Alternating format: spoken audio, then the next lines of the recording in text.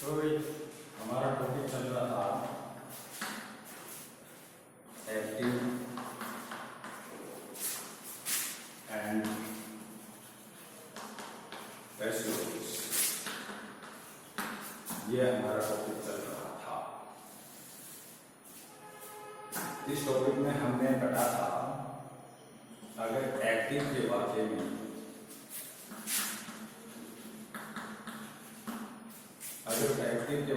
Verb की first form उसके S या ईएस लगा हुआ हो और इसमें हेल्पिंग वर्ब अगर नहीं दी हुई हो तो पैसिव के वाक्य में हम 4 रूल्स पढ़े थे। उसके अकॉर्डिंग हमें हेल्पिंग वर्ब की आवश्यकता पड़ती है तो हम वर्ब की मेन वर्ब की क्या कंडीशन है उसके अकॉर्डिंग हम हेल्पिंग वर्ब काम में लेते हैं।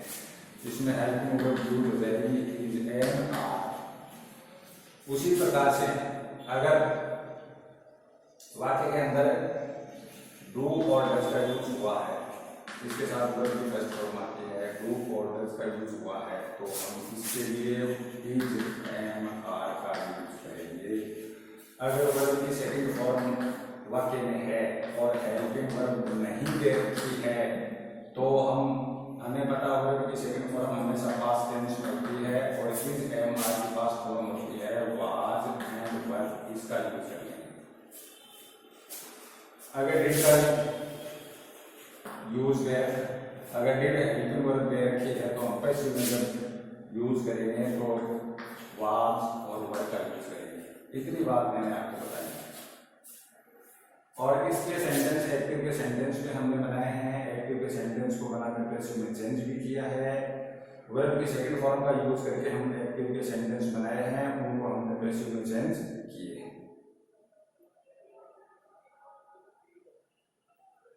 आगे बात सुनना। अब आगे वाले वाक्य देखिए।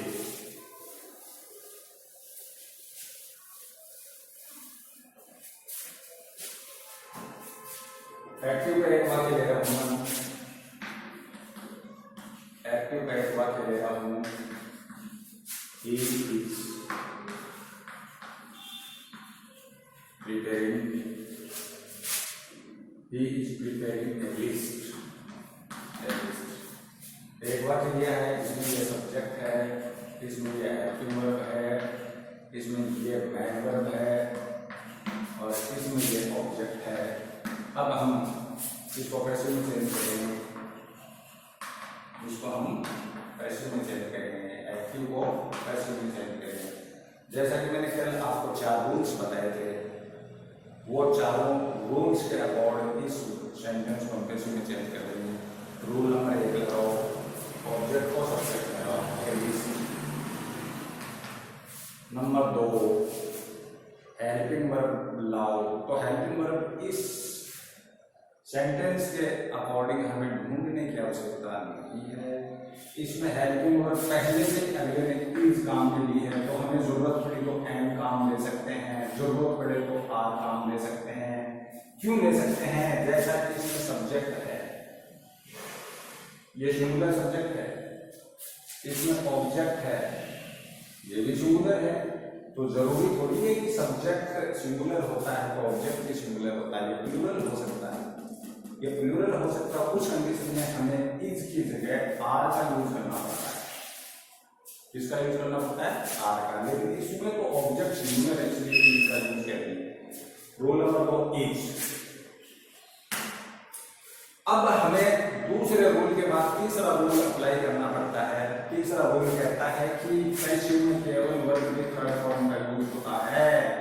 थर्ड फॉर्म किससे बनती है? फर्स्ट फॉर्म से, सेकंड फॉर्म बनती है, बाद में थर्ड फॉर्म बनती है, बाद में आईएनजी फॉर्म बनती है। इस प्रकार से क्रम चलता है। इसके अंदर प्रिपेयरिंग आईएनजी फॉर्म दे रखी है। कौन सी फॉर्म दे रखी है? आईएनजी फॉर्म दे रखी है। तो यहाँ पर हमारा थर्ड फॉर्म बनाने के लिए आईएनजी फॉर्म अड़चन पैदा करेंगे। तो आईएनजी का क्या करें? आईएनजी का हम यूज करेंगे। इसका यूज करेंगे तो पहले फर्स्ट फॉर्म बच जाएगी, फर्स्ट फॉर्म को हम थर्ड फॉर्म में कन्वर्ट कर सकते हैं, कोई दिक्कत ही नहीं है। तो आईएनजी को किसमें चेंज करें? आईएनजी को बीइंग में चेंज कर देंगे। इसमें चेंज कर देंगे बीइंग, और बीइंग किसका काम करेगी? हेल्पिंग वर्ब का काम करेगी। हेल्पिंग वर्ब के पास हेल्पिंग वर्ब रहेंगे, यानी वी साथ रहेंगे, ये एक दूसरे से अलग नहीं हो सकते। बीइंग। अब तीसरा नियम लगाओ। तीसरा नियम क्या कहता है? केवल वर्ब की थर्ड फॉर्म प्रिपेयर्ड है, प्रिपेयर्ड। अब चौथा नियम लाओ, बाई के साथ सब्जेक्ट ऑब्जेक्ट की जगह लाओ बाई, ही को चेंज कर देंगे बाई, ये पैसिव वॉइस का वाक्य बन गया, पैसिव का वाक्य बन गया। इस प्रकार के क्वेश्चन अक्सर एग्जाम में आते हैं। अब हम आगे चलेंगे,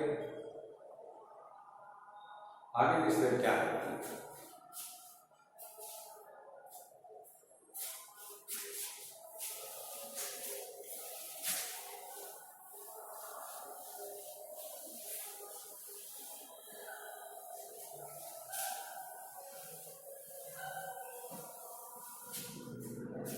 आगे की स्टेप देखिए, एक्टिव का वाक्य लेते हैं।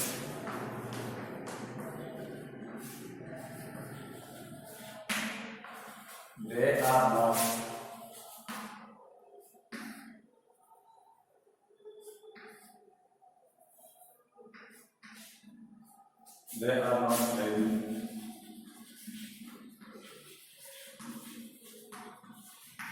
क्रिकेट। नेगेटिव वाक्य तो ले लिया हमने, इसमें हम कैसे फॉर्म में लाएंगे? चारों रूल। नंबर 1 लगाओ, ऑब्जेक्ट क्रिकेट,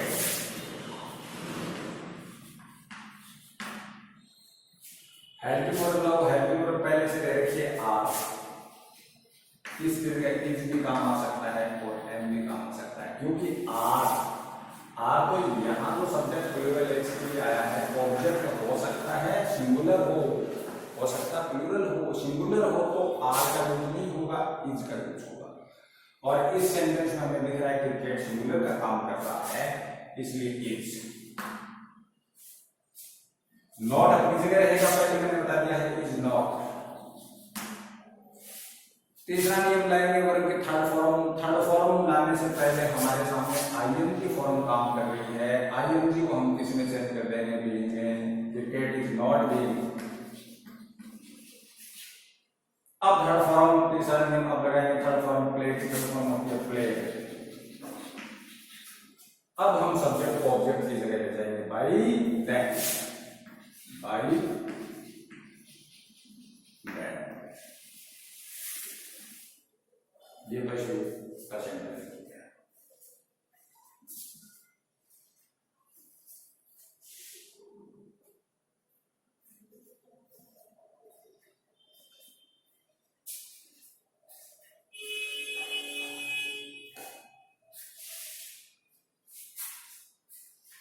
आगे की स्टेप देखिए,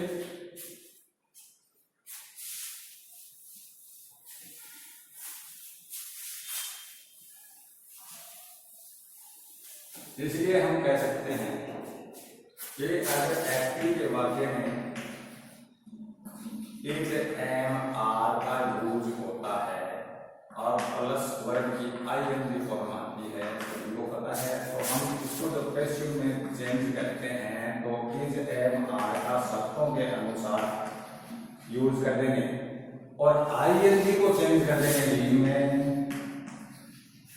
और फिर वर्ब की थर्ड फॉर्म लगा देंगे, फिर वर्ब की थर्ड फॉर्म लगा देंगे, क्योंकि ये तो कंपलसरी है कि पैसिव वॉइस में केवल पैसिव सेंटेंस में केवल वर्ब की थर्ड फॉर्म का ही यूज होता है। ये कॉमन कंसेप्ट है। और पैसिव के वाक्य में हमेशा हेल्पिंग वर्ब का यूज होगा।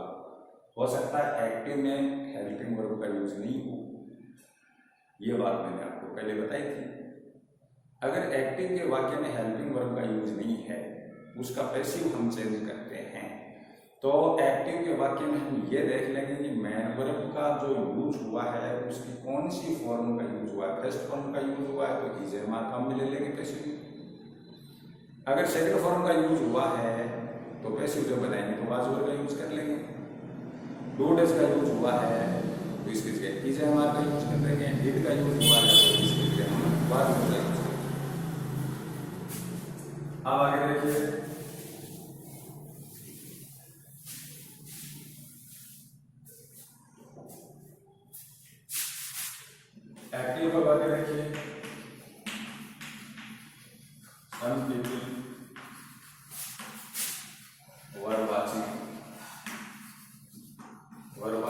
टीवी सीरियल, टीवी इसको हम पैसिव में चेंज करेंगे।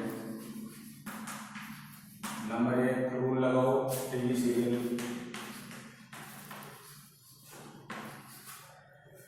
नंबर 2 लगाओ हेल्पिंग वर्ब। हेल्पिंग वर्ब पहले से रखिए वर्ब, तो इसकी जो टेबल के बाद भी यूज हो सकता है, ये इस पर डिपेंड करता है। तो टीवी सीरियल सिंगुलर का स्थान लेते हैं, इसलिए वर्ब की जगह पास। अब वर्ब की थर्ड फॉर्मूला है, तो हमारे सामने आईएनजी है, वो एक समस्या बनकर सामने आ रही है। आईएनजी को हम चेंज कर देंगे टीवी में। अब हम फर्स्ट फॉर्म बची, इसकी थर्ड फॉर्म वास। अब हम चौथा नियम ले आएंगे by some people, by some people. Active से पैसिव में जब बातें बनाते हैं तो कुछ अनइम्पोर्टेंट सब्जेक्ट्स होते हैं, वो मैं बाद में आपको बताऊंगा, जैसे सम पीपल, सम वन, ये अनइम्पोर्टेंट सब्जेक्ट होते हैं, वो मैं आपको बाद में बताऊंगा, जिनका यूज हमें पैसिव वाक्य बनाते उसमें नहीं करना होगा।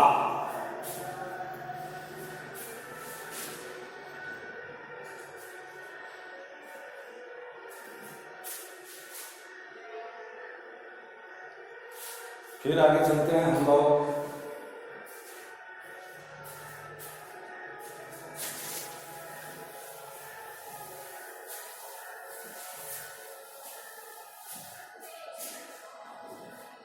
एक एक्टिव का वाक्य लेते हैं,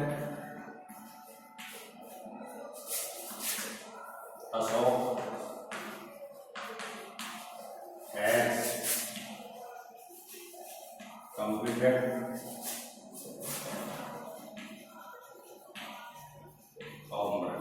ये प्रॉब्लम, इसको हम सॉल्व करेंगे, पैसिव में इसको चेंज करेंगे, लेकिन इस वाक्य में टेंस के अकॉर्डिंग कुछ नई चीजें हमें दिखाई दे रही हैं। जैसा हमने पहले पढ़ा था, उनमें ये चीजें नहीं आई थी। इसमें हेल्पिंग वर्ब हैज आ रहा है, क्या है, हैज आ रहा है। तो एज के बाद से बनने वाली हेल्पिंग वर्ब हैज, हैव और हैड। सबसे बड़ा भाई है, इसमें 3 अंग है, 1 2 3, इसमें 4 है, 1 2 3 4, इसमें 3 है, 1 2 3, तो सबसे बड़ा भाई है। तो जब हम हैज, हैव, हैड को पैसिव मिलाते हैं तो इनमें बीन जुड़ जाता है, बीन जुड़ जाता है अपने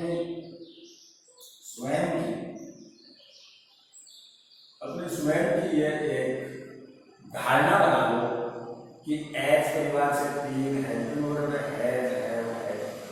इनमें सबसे बड़ा है हैव, जिसमें 4 ऑर्गन है, 1 2 3 4, और 4 ऑर्गन से हेल्पिंग वर्ब है बीन। इसलिए जब हम पैसिव में चेंज करेंगे तो हैज को चेंज हो जाएगा हैज बीन, और हैव चेंज हो जाएगा हैव बीन में,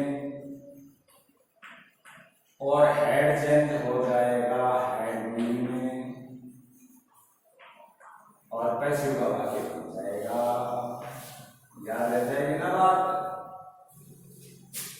अरे बच्चों याद रह जाएगी। एज से 3 हेल्पिंग वर्ब बनती है, हैज, हैव और हैड। जब हैज, हैव, हैड को पैसिव में लाएंगे तो इनके साथ बीन जुड़कर काम करेगा, वो वाक्य को पैसिव में चेंज कर देगा। इसको चेंज करो, चारों में लाओ। नंबर 1 लाओ, ऑब्जेक्ट को सब्जेक्ट में लो, फॉर्म वर्ब। नंबर 2 लाओ हेल्पिंग वर्ब। हेल्पिंग वर्ब क्या है, हैज, हैज के साथ में हैव भी काम कर सकती है, हैज के साथ में हैव भी काम कर सकती है शर्तों के अनुसार, लेकिन होमवर्क तो खुद ही सिंगुलर कंडीशन में है, इसलिए हैज बीन, हैज बीन। नियम नंबर 3 लाओ, वर्ब की third form has, have, had के साथ तो हमेशा ही थर्ड फॉर्म होती है, तो ऑलरेडी थर्ड फॉर्म है तो थर्ड फॉर्म यहां पे कंप्लीटेड। रूल नंबर 4 लाओ, बाई अशोक, बाई अशोक।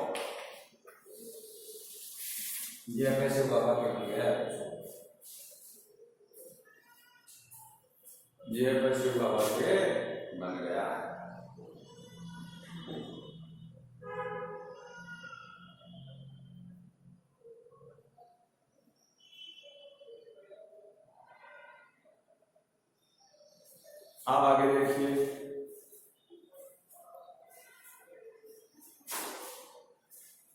इतनी बात कंफर्म हो गई। अब आगे देखिए,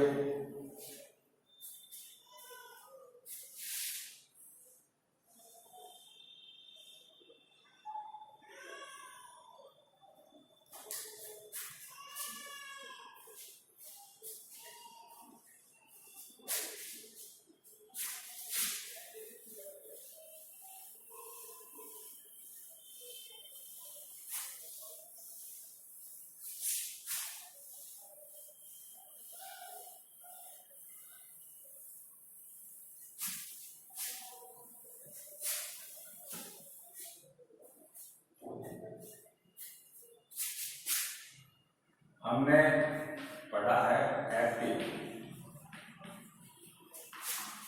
पैसिव। अगर एक्टिव के अंदर वर्ब की फर्स्ट फॉर्म होती है एस या ईएस होता है, अगर हेल्पिंग वर्ब नहीं होती है तो पैसिव के अंदर हेल्पिंग वर्ब का हमने इज एम आर। बार बार बता रहा हूँ, तो यही क्वेश्चन आता है एग्जाम में। अगर वर्ब की सेकंड फॉर्म है और हेल्पिंग वर्ब नहीं दे रखी है तो हेल्पिंग वर्ब लगानी पड़ेगी, तो वाज वर्ब का यूज करेंगे।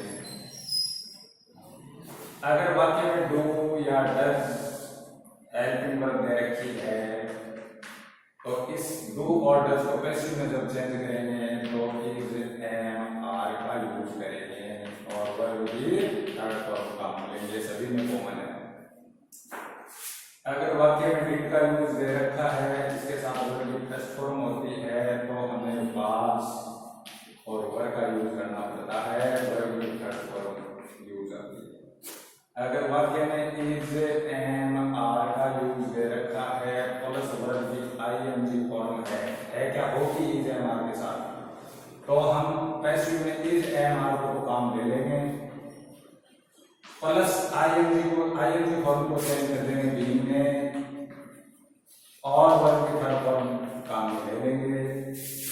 अगर एक्टिव के वाक्य में हैज या हैव या हैड दे रखा है तो जब पैसिव में चेंज करेंगे तो ये हैज बीन बन जाएगा और ये हैव बीन बन जाएगा और ये हैड बीन बन जाएगा, हैड बीन बन जाएगा। यहाँ तक हम पहुंच गए। अब हम लोग आगे चलेंगे।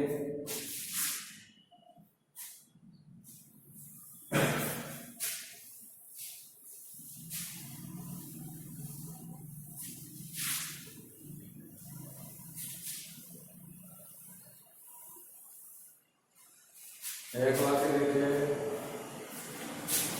एक्टिव का वाक्य दे रखा है अनिल हैज नॉट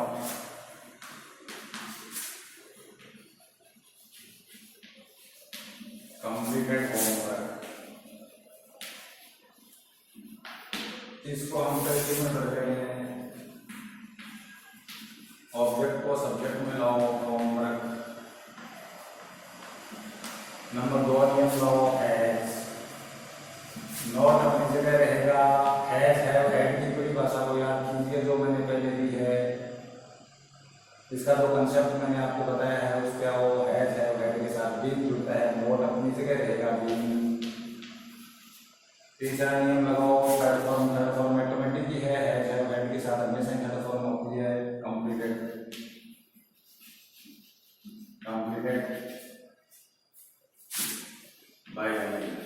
बाई ये पैसिव हो गया।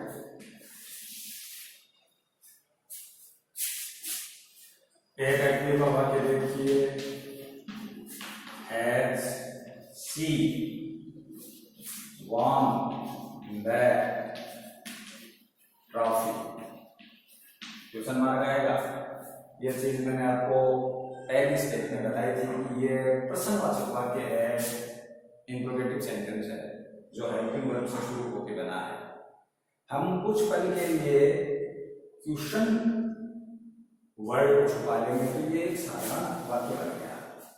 क्या साधारण वाक्य बन गया? सी वॉन द ट्रॉफी।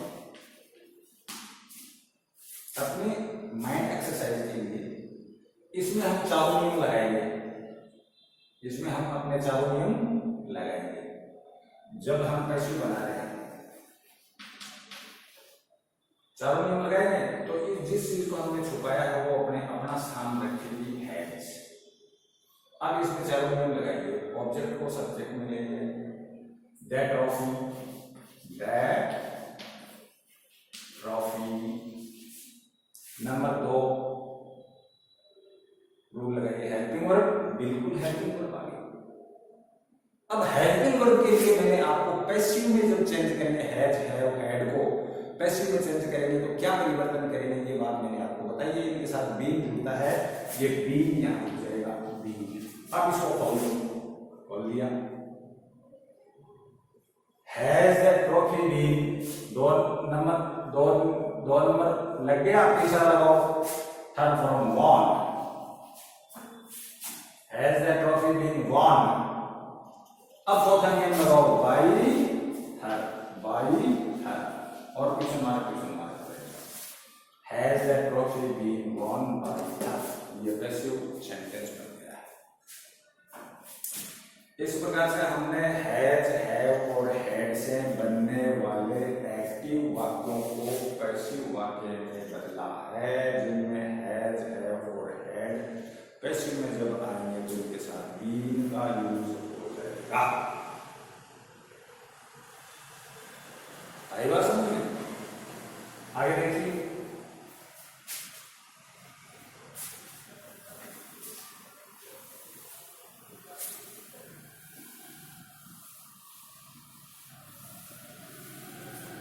अब हम आगे की हेल्पिंग वर्ब लेंगे जिनसे सेंटेंस बनते हैं, और वो हेल्पिंग वर्ब लेंगे विल और शैल। तो विल और शैल हेल्पिंग वर्ब तो है ही है, इसके साथ साथ हमें यह भी पता है कि ये मॉडल भी है। तो सारे मॉडल्स को एक साथ ले लें ताकि हमारे लिए कुछ सुविधाएं बन जाए। Will shell would should can could may might और ये मॉडल्स हैं जिनका एक्टिव वाक्य में यूज होता है।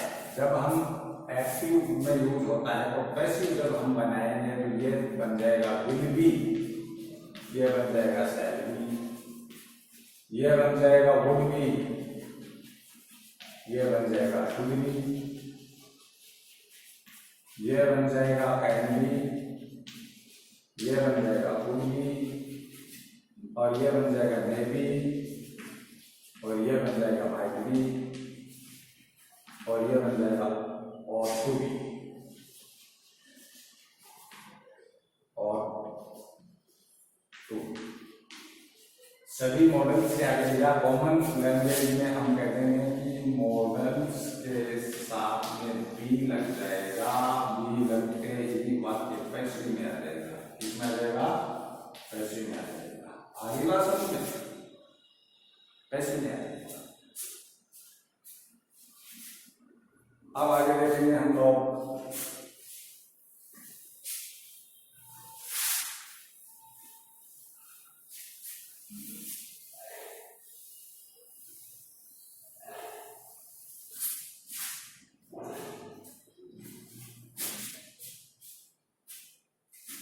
एक्टिव में एक वाक्य लेते हैं।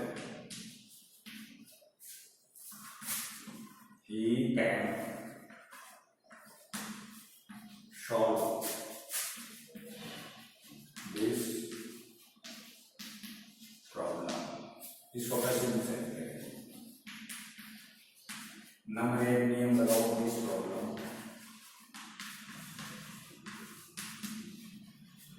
नंबर 2 प्रॉब्लम दो हेल्पिंग वर्ब कौन कर रहा है? कैन को कैसे मिलाएंगे? तो कैन बी। नंबर 3 नियम लो थर्ड फॉर्म सॉल्व। नंबर 4 लो बाय हिम।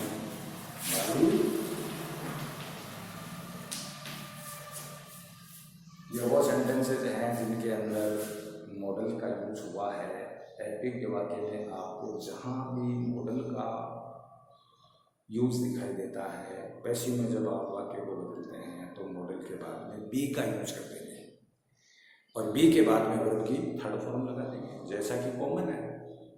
पैसिव के कोई भी वाक्य होगा उस वाक्य में हमेशा वर्ब की थर्ड फॉर्म का यूज होता है।